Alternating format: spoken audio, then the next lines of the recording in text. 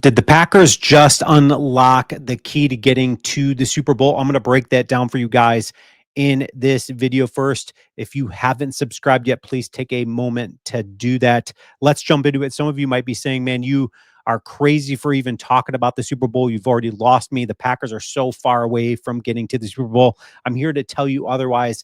I think the Packers are closer than some of you may or may not think.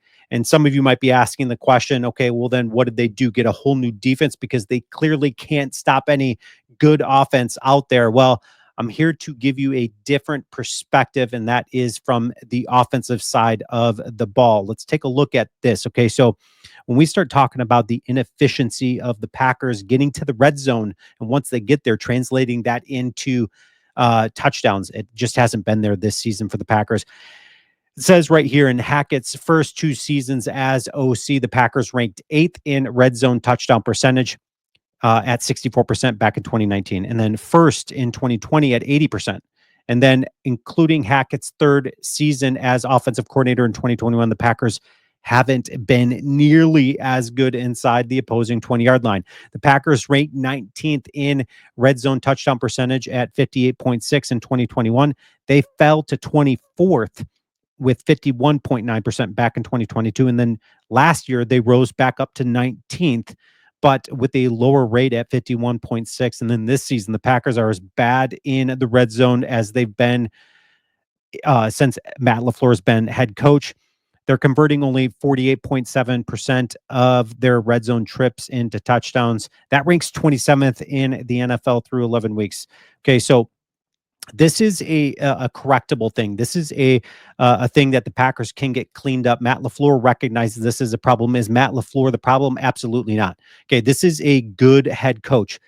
In my opinion, he's one of the best head coaches in the league, and he's got a great offensive mind, which then gives me the hope and should give Packer fans the hope that this is a correctable and thing that the Packers can turn around in a hurry. And they may have the key right before their eyes. Who am I talking about? Christian Watson. Okay, so Christian Watson, some of you might be saying, okay, again, you've already lost me because Christian Watson, the dude, when he's out there, if he's healthy, sometimes I don't even see, him doing anything. Okay. So, and I said it myself, and I'm going to eat crow. Okay. I said it myself a couple months ago that this dude is just trade bait. That's all he's good for. And I'm going to take those words back. Okay. I can be wrong at times, but if you take a look at what Christian Watson did to date prior to this Chicago Bears game, he had 16 catches, 233 yards, 2 touchdowns. Packers are still coming away with some wins. Okay. So in the Chicago game, he had 4 catches for 150 yards. Okay. The Packers were pretty efficient on offense. Christian Watson is linked to getting some wins. What do I mean by that? Okay. So Aaron Rodgers last season in Green Bay wasn't a great one. They went off to a very slow start. They were 3-6, and he kept doing the relaxed quotes, all of that stuff. So when the season started turning around and when it started changing was when he and Christian Watson started connecting. During that connection period, the Packers went 5-3. He had 31 catches, 523 yards, 7 touchdowns. Okay. And all of a sudden everybody started talking about Christian Watson. And so last season for Jordan Love, the Packers, after following a 1-5 stretch, they went on a 3-game winning streak, and that's what kind of turned the season around. Jordan Love involved Christian Watson. Okay, so he had 14 catches, 186 yards, 4 touchdowns. They beat the Chargers, Lions, and then Chiefs. They won those 3 games in a row.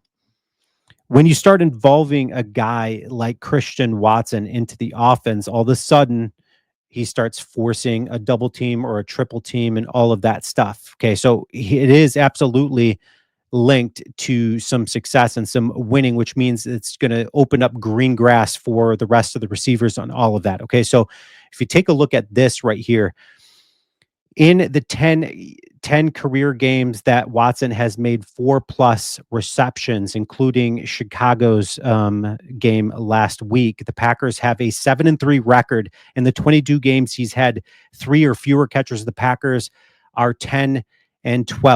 Okay. That's a pretty glaring stat right there. And when we start talking about who we think or who you think maybe has the best PFF grade, and it's just PFF, but I don't put all of my stock in PFF, but it's a pretty good indicator, and I like this tool. Dontavian Wicks has been a favorite target of Jordan Love. If you can notice over the last couple of weeks, they've started shying away from Dontavian Wicks. His drop rate is just so high, right? Targeted 43 times, 16 receptions. He only has 192 yards receiving, 4 touchdowns on the season. He still is a target for Jordan Love. I just don't think they're going to be utilizing him as much going forward until his hands prove otherwise. Okay, so then you talk about Romeo Doubs complaining that he wasn't getting as much, targets and all of that, and then he's since turned it around. He is a very reliable target for Jordan Love. He has a PFF score of 64.3. He has 429 yards, 2 touchdowns on the season. If you notice his PFF grade, much higher than Dontavian Wicks. And then you look at Jaden Reed. Okay, so Jaden Reed has a score of 72.7. This dude is super good. He's been not as efficient over the last few games. 643 yards receiving, 4 touchdowns on the season, which is great. The highest rated PFF wide receiver for the Packers is Christian Watson at 73.9. He's got 383 yards receiving on the season and 2 touchdowns. Okay, so the key to the Packers getting to the Super Bowl maybe isn't, they're going to clean up some stuff defensively, but it could be as easy as the Packers just getting better offensively and translating these red zone trips into touchdowns. That's something that Matt LaFleur and company have got to get cleaned up and work up. And part of that might be just involving Christian Watson more once you get into the red zone or even getting to the red zone. Matt LaFleur and the Packers, I have every bit of faith that they are going to turn things around in Green Bay, which then is going to start making our defense look better. Jeff Hafley's defense is going to start playing more free, more loose, getting more sacks and takeaways. Leave your comments. Let me know your thoughts. And as always, go Pack, go.